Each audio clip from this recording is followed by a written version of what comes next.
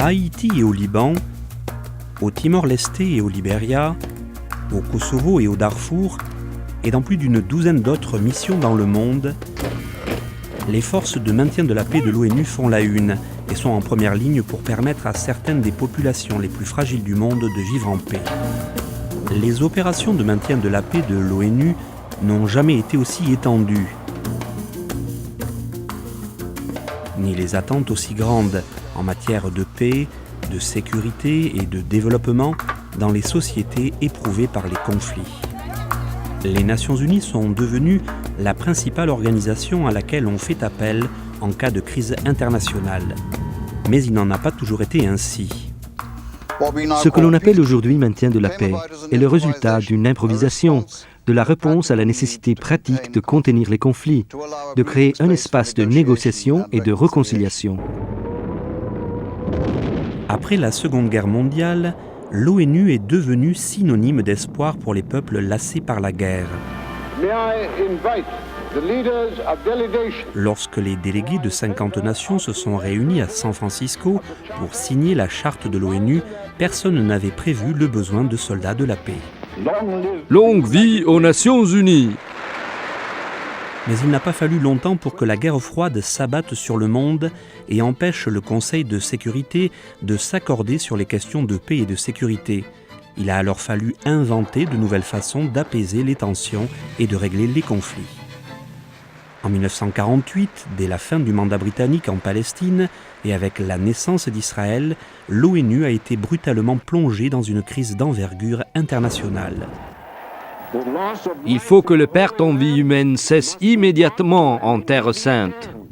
Après la première guerre arabo-israélienne, le Conseil de sécurité a négocié une trêve entre les belligérants.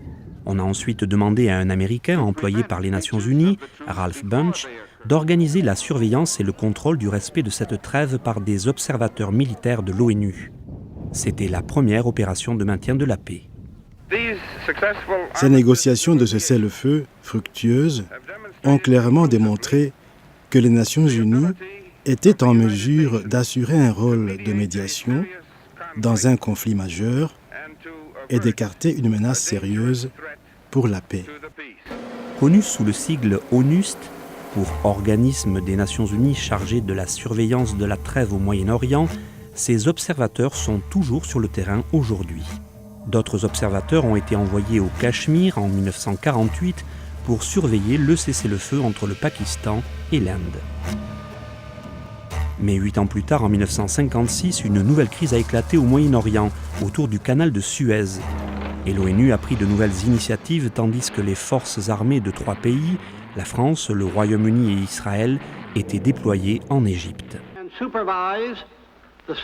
Une proposition historique de Lester Pearson, le ministre canadien des Affaires étrangères, a marqué le début d'une nouvelle ère dans le maintien de la paix pour les Nations Unies. Cette proposition a marqué un tournant décisif dans l'histoire de l'ONU et dans le développement de ce que l'on appelle aujourd'hui le maintien de la paix. Auparavant, des observateurs militaires non armés avaient assumé la noble tâche du contrôle des trêves et des cessez-le-feu au Moyen-Orient et au Cachemire. Mais en 1956, à Suez, on était face à une guerre de grande envergure. La crise de Suez a entraîné la création de forces de maintien de la paix, d'unités armées capables de s'interposer entre des belligérants. C'était tout à fait nouveau. C'était aussi à cette date qu'ont été introduits les désormais célèbres casques bleus des soldats de la paix. Vous participez à quelque chose d'inédit. Vous êtes des soldats de la paix. Vous faites partie des premières forces internationales de cette nature. Le secrétaire général Dag Hammarskjöld a alors énoncé les règles de base de ces opérations, règles qui ont également valu pour de nombreuses opérations ultérieures.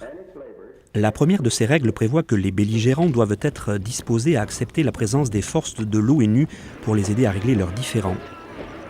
Deuxièmement, un cessez-le-feu doit être en vigueur.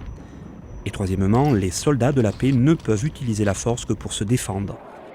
Guidés par ces principes, les Nations Unies ont mené plusieurs opérations de maintien de la paix, y compris de vastes opérations au Congo, au Liban et à Chypre.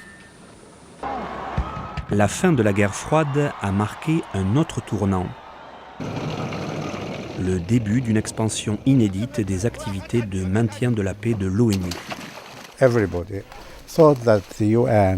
Tout le monde pensait que la guerre froide avait empêché l'ONU de jouer pleinement son rôle d'organisation de maintien de la paix et de la sécurité dans le monde. Je pense que nous avons tous cru qu'après la fin de la guerre froide, l'ONU pourrait résoudre n'importe quel problème dans le monde. Et je pense que cela a été vrai au début. Les interventions de l'ONU ont donné de bons résultats en Namibie et au Cambodge, au Mozambique et au Salvador. Mais nous nous sommes ensuite heurtés à de très sérieuses difficultés. La dislocation de l'ancienne Yougoslavie, le génocide rwandais et les difficultés en Somalie et ailleurs ont été autant de leçons extrêmement claires pour le maintien de la paix. Jusque dans les années 90, les activités de maintien de la paix avaient surtout concerné des conflits entre pays. Mais certains pays ont ensuite commencé à se désagréger et à certains endroits, les institutions nationales ont pratiquement disparu. Les casques bleus se sont enlisés dans des endroits où la paix ne pouvait pas être maintenue. Souvent, les soldats de la paix n'ont pas disposé d'un mandat ou de moyens qui leur auraient permis de prévenir les violences ou de protéger les civils sur le terrain.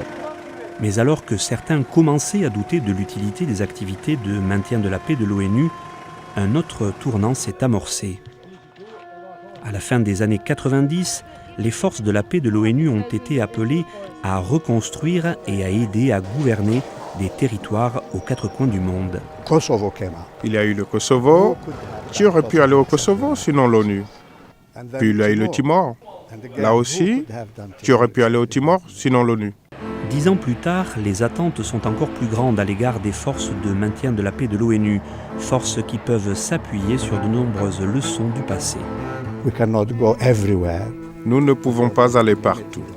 Nous devons nous limiter un peu et nous devons nous efforcer de ne pas susciter des attentes démesurées. De plus en plus de missions de maintien de la paix ont lieu dans des pays qui ont été en proie à une guerre civile et où la présence de soldats de la paix contribue grandement à rétablir une paix durable. Les efforts d'aujourd'hui associent le maintien de la paix à d'autres activités de l'ONU, telles que l'aide humanitaire, la surveillance des droits de l'homme et le désarmement. Mais ce n'est pas tout. Les missions de l'ONU participent souvent à la mise en place d'institutions nationales, en formant les services de police, en assistant la justice et en soutenant les élections démocratiques. Nous déployons des missions complexes qui intègrent un cadre politique et des activités de reconstruction économique, voire de réhabilitation. Les femmes jouent un rôle essentiel dans l'univers multidimensionnel du maintien de la paix.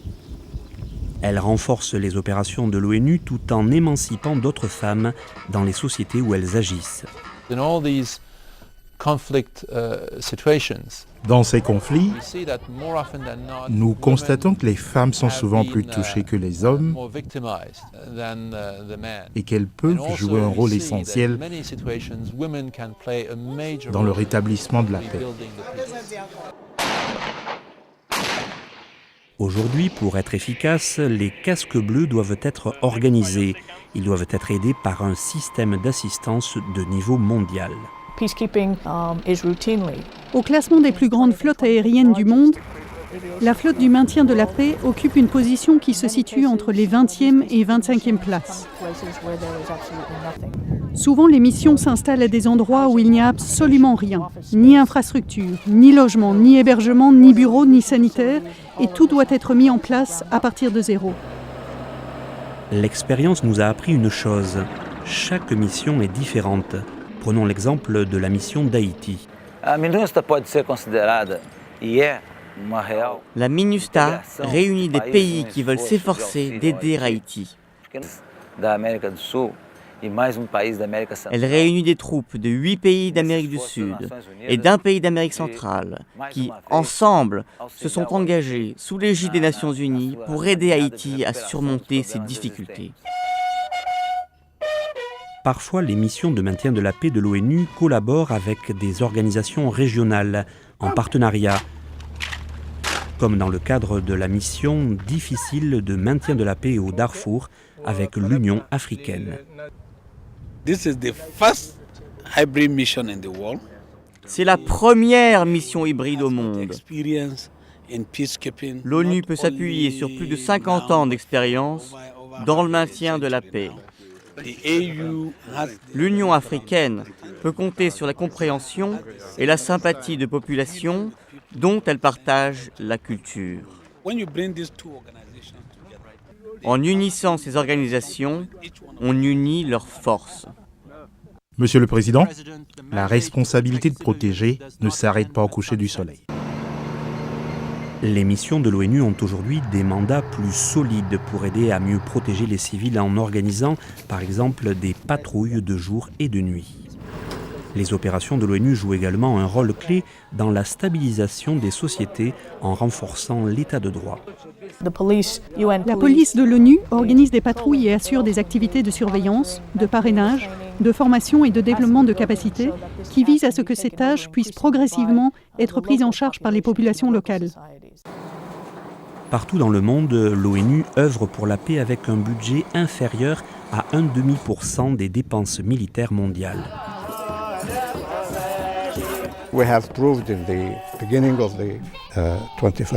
Nous avons démontré au début du XXIe siècle que personne ne pouvait jouer ce rôle mieux que l'ONU.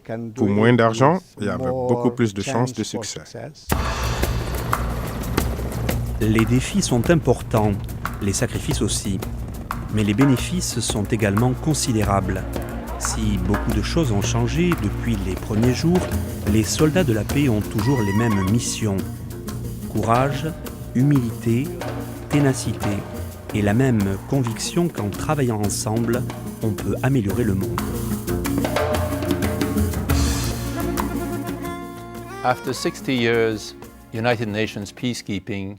Après 60 années d'existence, les opérations de maintien de la paix de l'ONU continuent à progresser et à changer la vie de millions de personnes dans le monde. Mon expérience, les 8 années ou presque que j'ai passées à la tête des opérations de maintien de la paix de l'ONU, m'a appris que notre atout principal, ce sont les personnes avec qui nous travaillons. Des personnes qui, au prix d'un temps précieux, loin de leur famille et de leurs amis, et parfois au prix de risques considérables, se consacrent aux principes de notre organisation. Des femmes et des hommes venus de pays très différents, riches et pauvres, qui s'unissent avec un objectif et pour le bien commun, des personnes qui ne cessent jamais de persévérer pour être la voix de ceux qui ne peuvent pas se faire entendre. Merci de nous avoir suivis. À bientôt.